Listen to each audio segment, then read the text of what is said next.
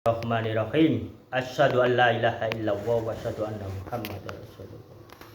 Alhamdulillahirabbil alamin. Kita ngaos niki nggih. Kita langsung mawon dhateng ilmu hakipun Allah ingkang dilewataken Wahdatul Wujud Waliullah Rama Yai Hamid Pasuruan. Rama Yai Hamid menika pemimpin utama wali-wali Allah ten Pasuruan. Nah niku nggih niku kita niki mboten kula termasuk mboten hidup di zaman Rama Yai Hamid. Alhamdulillahirabbil alamin. Kula mboten ngerti napa-napa, mboten dados napa-napa, kula tiyang bodho sing ela-elo mboten ngerti ilmu nikah ilmu niki. Tapi kula kepanggih Rama Yai Hamid niku teng lebete Masjid Jamek ten ngajenge paimaman. Nah niku termasuk enten para Wahdatul Wujud wali-wali Allah sekitare Rama Yai Hamid niku wau. Lah niku nggih. Nggih niku melalui sholawat. Melalui sholawat mboten enten wirid khusus kepanggih Rasul kepanggih wali Wahdatul Wujud Rama Yai Hamid mboten.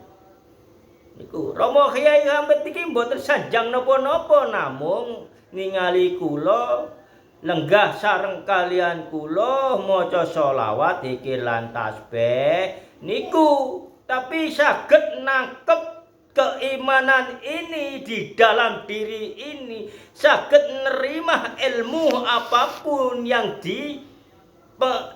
dialami oleh Rama Yai Hamid semasa hidupnya. Termasuk Rama Yai Hamid niku tau sanjang nggih. Gak enak weruh atine manungsa iku. Nah niku moko ancene mboten eco. Semerap atine manungsa lek sakniki basae semerap sadurunge pinarak ngoten Jawa.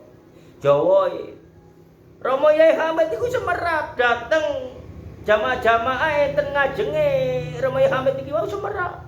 Oh wong iki rene mek kate manfaatno aku perlu dongaku.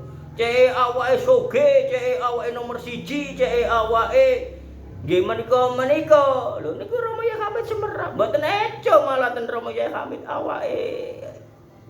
Rama Yai Hamid masuk ten lebete atine. Bingung nggih niku. Mboten tenang akhirnya ngadhepen Allah. Tapi nggih niku perjalanan ingkang diparingi dhateng Allah untuk mengalami, untuk disampaikan. Lah niku nggih. Gak enak weruh atine wong iku ancene niku moko kita kali panjenengan iki sik gurung apa-apa ae wis sok-sokan nebak iko nebak iki. Nah ngoten nggih. Nah niku kula. Nah alhamdulillahirabbil alamin kula dikepanggi Wahdatul Wujud pemimpin utama wali-wali Allah ten kota Pasuruan. Lah niku kota Pasuruan niki waline sing mimpin Rama Yai Hamid. Maka Rama Yai Hamid niku dugi syariat, tarekat, hakikat, makrifat, tuwuh niku lekat di diri Rama Yai Hamid. Napa kula kok sanjang bahwa Rama Yai Hamid iki pemimpin wali-wali Allah ten Pasuruan nggih kula kepanggih Rama Yai Hamid ten lebete Masjid Jamek niku. Rama Yai Hamid lenggah ten paimaman menawi lenggah menawi berdiri niku nggih. Kula rono pun lami niku sedanten Wahdatul Wujud wali Allah lintu-lintune niku ngadhep ten Ngilen. Rama Yai Hamid ten ngajeng ngadhep Ngetan. Lah niku. Niku saat niku kula mboten semerap, mboten ngerti ilmu niku kula bingung. Iki sapa ning ngarepku? Iki sapa ning pinggirku? Lah niku. Akhire nggih kula ngertos niku. Nah, moko meniku ilmune niki wau. Gak enak eruh atine menungso. Lah niku. Niku Wahdatul Wujud wali Allah pun jelas. Hake Allah nggih. Lah niku napa tiyang lintu mboten saged? Saged. Nggih, alhamdulillahirabbil alamin, kula riya, kula sombong kersane Allah ingkang semerap menika, tapi Allah ingkang tahu napa niat kula sampaiaken niki. Nggih, lha niku kula nggih ngoten. Enten jamaah sing bingung gadahi utang mekar, gadahi utang ten bank titil menika ngerentek seakan-akan kula saged ngerubah nasibe salah setunggale tiyang niki wau. Nggih. Lah niku kula mboten eco, lek kula terlebeti ati kula miso-miso, maka kula jelasaken mangke napa misohipun kula niki artine. Nah niku nggih. Mboten eco kula niki kados bingung, kados ati kula mboten tenang krana weruh apa kekarepane wong iki senajan mboten ngucap, mboten enten wirid khusus. Niku nggih, mongko kula berulang-ulang kula ucap panjenengan amalaken sholawat, mangke panjenengan semerap ambolan. Niku mboten mawon jamaah. Ten kehidupan sehari-hari kula nggih ngoten. Enten tiyang rasan-rasan eco-eco kula niki lenggah mendel ngadhep ten Allah krungu. Iku irul penggaweane arek kapan nyeritakno wali-wali, wong arek gak mondo, wong arek gak pendidikan. Arek kapan iku umur pira lha niku? Akhire kula bingung lenggah iki mboten tenang. Namung kula krana mboten semrap ilmu kula praktekaken kula kalih budal. Oh iki suarane iki coba sih aku nang kono.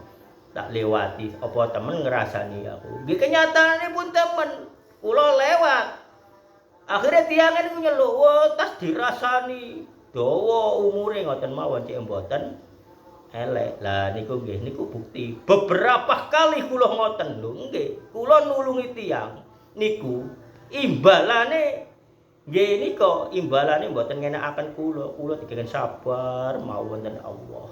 Lah niku nggih sabar. Semerap lek kula niki dimanfaataken kula niki. Nggih niku dibudu-budui kula pun semerap. Allah maringi semerap tapi kudu dilakoni. Maka lek pun dilampahi berarti Allah enggak ada kehendak lain. Mangke panjenengan saged ceramah-ceramah ngeten saged sanjang-sanjang ngeten. Mboten enten tulisane. Krana pun dilampahi saged ngoceh ngeten mboten ngarang niki. Mboten ngarang, lek ngarang sik leren, mikir-mikir sik leren yo napa kula mboten ngarang, kula mboten mikir, kula niki enak mawon ngoceh krana kula pun nglampahi. Nggih. Lah niku atos-atos panjenengan mboten enten ilmu khusus. Ilmu Allah niku mboten diparingaken dhateng wali-wali Allah mawon. Tiyang biasa nggih saged. Dene Allah menghendaki asal predikat waliyullah nggih niku kendake Allah. Dene menungsa sing ningali wah iku kapan tau mlebu masjid, wah iku kapan tau poso, wah iku kapan tau sedekah, iku menungsa kersane nggih. Nggih kersane kula nggih semerap malah sing nyilokaken kados ngeten-ngeten iki lek ten warung nggih mboten undat-undat, nggih tetep mawon kula undat-undat. Kula sing bayari, kula dereng tau dibayari. Kenyataane kados ngeten. Nah niku nggih.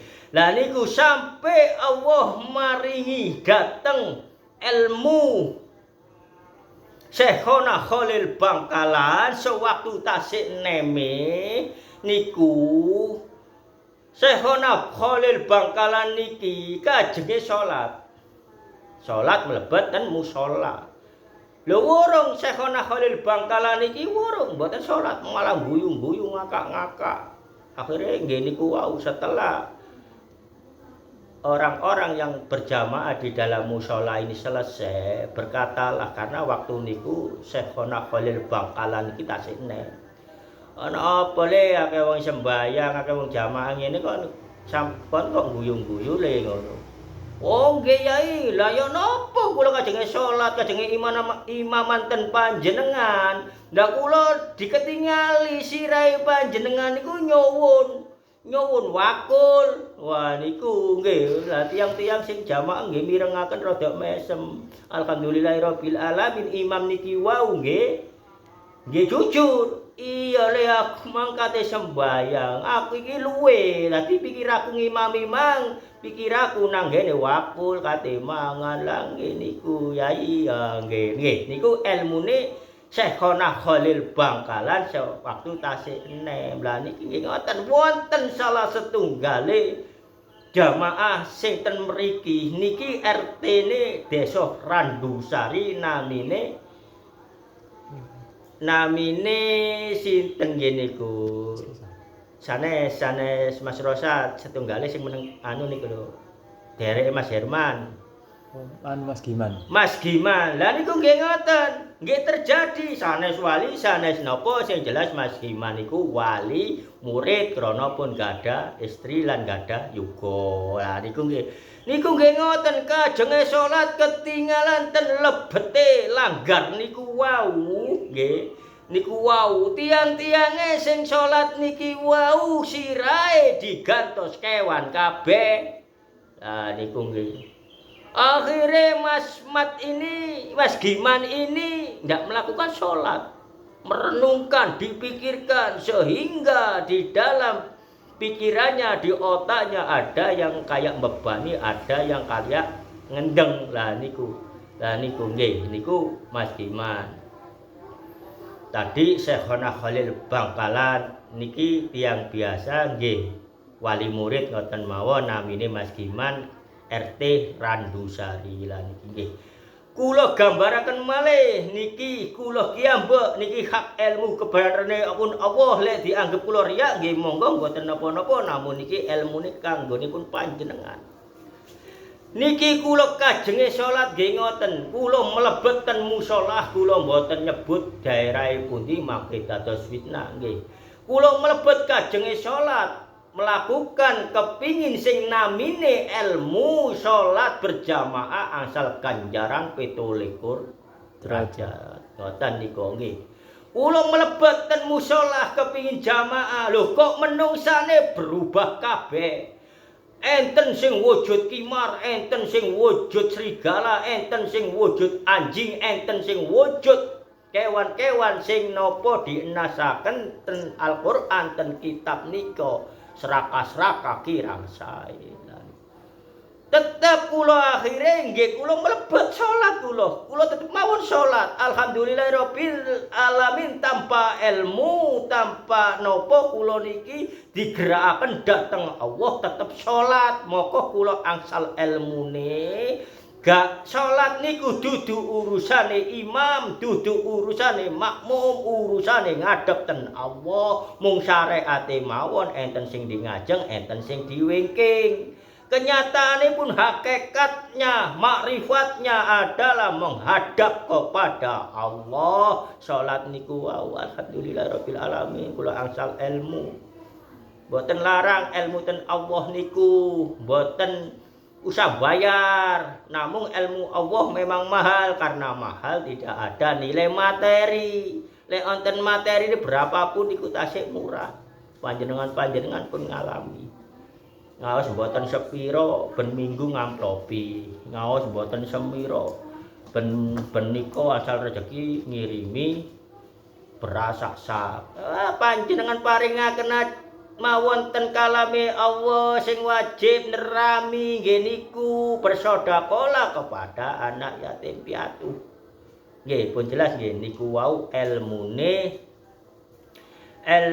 sak belum pinarak wis weruh. Lah niku ilmu umume yang berbau agama gak enak weruh sak jerone atine manungsa. Nggih. Nah niku nggih atos-atos panjenengan niki pun semerap ilmune ngaos sak benere niku mung sekedar mawon tasih alit nggih butuh guru untuk bisa membaca tulisan. Setelah dewasa umur 15 tahun wis ngerti tata cara ngadepi neng Allah, tata cara kehidupan sesama makhluk Allah leren lan berbaktilah kepada orang tua. Cukup semanten. Assalamualaikum warahmatullahi wabarakatuh.